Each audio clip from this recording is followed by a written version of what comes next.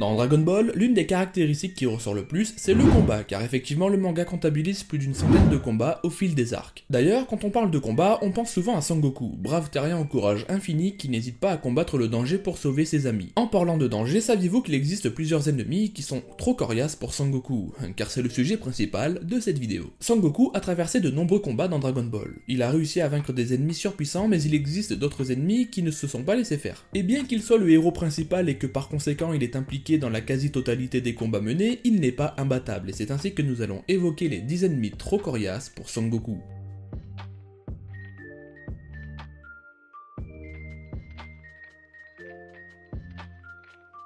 Pour commencer ce classement, nous allons bien évidemment parler de Vegeta, fier prince des Saiyans à la puissance colossale. Il débarque sur Terre avec son ami Nappa, et ensemble ils vont semer la terreur en attendant les Z-Warriors. Nappa s'est occupé des amis de Sangoku, mais Vegeta ne montrera sa vraie puissance qu'en la présence de notre héros préféré. Vegeta a forcé Sangoku à se dépasser, et ce, à plusieurs reprises, notamment avec le Kaioken au détriment de sa propre santé. Ce qui a encore plus vendu la dureté de Vegeta puisque Goku a tout de même perdu, même après avoir utilisé toutes ses ressources. Même après que Vegeta se soit transformé en Ozaru, Goku était complètement dominé, il ne pouvait quasiment plus bouger, il devait donc forcer Gohan et Krillin à poursuivre le combat. Malgré tout, ils n'ont pas vraiment réussi à en venir à bout, Krillin était sur le point de l'achever, mais Sangoku a préféré l'épargner. Comme je le disais, il existe une centaine de combats dans Dragon Ball, mais peu sont aussi légendaires que celui qui oppose Sangoku à Freezer. Ce qui est marquant au premier abord est que Freezer est présenté comme étant l'être le plus puissant de l'univers, celui qui a éliminé l'entièreté du peuple Saiyan d'une seule attaque. Lorsqu'il affronte Sangoku, on comprend alors que Freezer est véritablement l'être le plus puissant de l'univers à ce moment-là, et là le combat a été dominé par ce dernier. Même les plus puissantes attaques de Sangoku n'ont pas suffi à le vaincre, mais seulement à le rendre furieux les unes après les autres. C'est seulement un Sangoku en Super Saiyan qui aura raison de Freezer qui s'est vu être totalement dépassé par le Saiyan qui a atteint la forme légendaire du peuple qu'il détestait tant. Cependant, si Freezer n'avait jamais éliminé Krillin, il aurait certainement vaincu Sangoku, ainsi il fait partie des ennemis trop coriaces pour notre héros préféré. Il est difficile d'imaginer un classement de personnages trop puissants pour Sangoku sans parler de Cell, puisqu'effectivement il est l'un des premiers gros antagonistes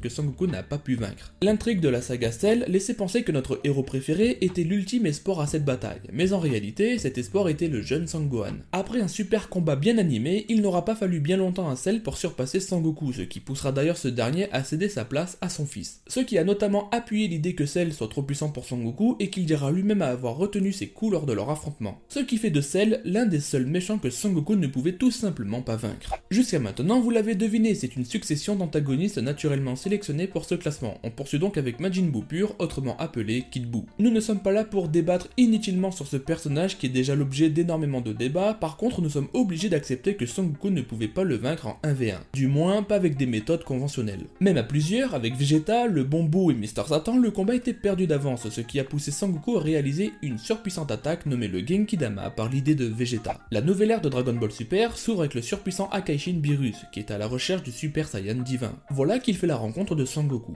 le fameux Super Saiyan qui a vaincu Freezer et les démons Buu. Beerus se doit donc de tester sa puissance. Il ne faudra que quelques secondes au Akaishin pour neutraliser Sangoku en Super Saiyan 3, alors que celui-ci avait fait des progrès considérables depuis sa victoire contre Buu. Le fait que Beerus n'ait jamais eu à se battre sérieusement contre Sangoku prouve qu'il est encore un adversaire trop coriace, voire imbattable pour Sangoku. Même si plusieurs éléments de l'anime, du manga et des brochures pensent à croire que depuis qu'il maîtrise l'Ultra Instinct, Sangoku est plus fort. Il y a des adversaires trop coriaces pour Sangoku, et il y a ceux qu'il ne pouvait pas battre, comme Cell, Majin Buu et Beerus, et c'est ainsi qu'on en vient à Goku Black. Non seulement Goku Black a surpassé Vegeta et Sangoku lors de leur premier affrontement, mais en plus il devenait toujours plus fort au fil des combats menés. Ce qui fait qu'à chaque fois que Sangoku l'affrontait, il devenait de plus en plus difficile à vaincre. Absolument personne, y compris Sangoku, n'a jamais réussi à obtenir de victoire légitime sur Goku Black, et quand il fusionne avec Zamasu, c'est pire. Le tournoi du pouvoir a été riche en combats, il a opposé tout type d'adversaires et franchement c'était du super spectacle à regarder. Avec le retour de Hit, on se disait que les combats allaient être plus divertissants, mais dès le début du tournoi, un mystérieux personnage nous est présenté. Il s'agit bien de Jiren, ce même personnage qui n'a eu aucun mal à vaincre Hit et d'autres personnages tels que Kale. Toutes les formes de Sangoku n'ont pas suffi à vaincre Jiren, qui a également dominé tous ces combats menés dans le tournoi. Je ne me souviens plus vraiment où cela est mentionné, mais il est dit que Jiren possède un pouvoir plus grand que les 12 Akaishin, et même que son propre Akaishin, Vermund. Il faudra une nouvelle forme pour rivaliser avec Jiren, ainsi l'Ultra Instinct fait son apparition, et même là encore, Jiren ne sera pas éliminé du tournoi, réussissant à résister aux coups de Goku. Encore même après le tournoi, dépasser le niveau de Jiren reste une étape à franchir pour Son Goku comme pour Vegeta. Dans le film Dragon Ball Super Broly, le surpuissant Berserker fait son apparition également. Il affronte alors Vegeta dans un premier temps et n'aura aucun mal à le dominer. Même le Super Saiyan divin ne suffira pas, ce qui pousse Son Goku à prendre la place de Vegeta et ira jusqu'au Super Saiyan Blue, qui ne suffira pas non plus. Broly débloque alors le Super Saiyan, ce qui lui transmet une puissance colossale pouvant dominer Son Goku et Golden Freezer sans aucune difficulté, et ce malgré leur niveau maximum à ce moment-là. Il faudra donc un Gogeta Super Saiyan Blue pour calmer Broly, ce qui fait de lui un personnage trop puissant pour Goku seul. Le personnage de Moro est impressionnant, il possède des capacités magiques et son absorption d'énergie font de lui un adversaire très puissant à affronter. Il a dominé Son Goku et compagnie dans chaque combat mené, surtout après avoir absorbé Seven Tree. Ainsi, lorsqu'il a absorbé les pouvoirs de l'ange Mérus pour fusionner avec la Terre, il est devenu si puissant que même Beerus a senti qu'il devait s'impliquer. Il faudra donc l'énergie combinée des amis de Son Goku pour que celui-ci tire un meilleur pouvoir de l'Ultra Instinct, ainsi il a vaincu Moro mais il reste un adversaire trop coriace voire imbattable pour Goku seul. On termine ce joli classement avec Gas, le dernier adversaire de Son Goku apparu. Il apparaît dans la saga Granola, et après que les Dragon Ball ont fait de Gas le guerrier le plus puissant de l'univers, sa puissance était suffisante pour dominer Son Goku, Vegeta et Granola à lui seul. Même en combattant à plusieurs, Gas était imbattable, il faudra justement un Black Freezer pour le réduire en poussière, ce qui n'est pas rien quand on découvre la puissance de Black Freezer par la suite. Gas nous a apporté beaucoup de suspense puisqu'il est considéré comme l'ennemi le plus difficile que Son Goku ait eu à affronter jusque-là dans Dragon Ball Super. Tous les adversaires cités dans cette vidéo ont contribué à faire de Son Goku la personne qu'il est. Sa puissance s'explique par de l'entraînement intensif et des combats difficiles voire impossibles pour lui. D'ailleurs, je vous propose un petit bonus. Et oui, je voulais conclure cette vidéo avec Raditz, car même si le combat se déroule au tout début de Dragon Ball Z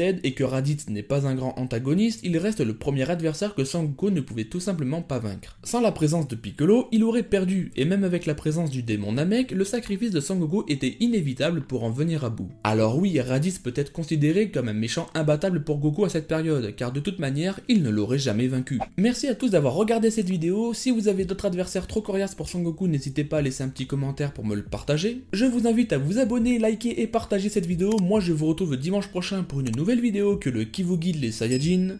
Ciao.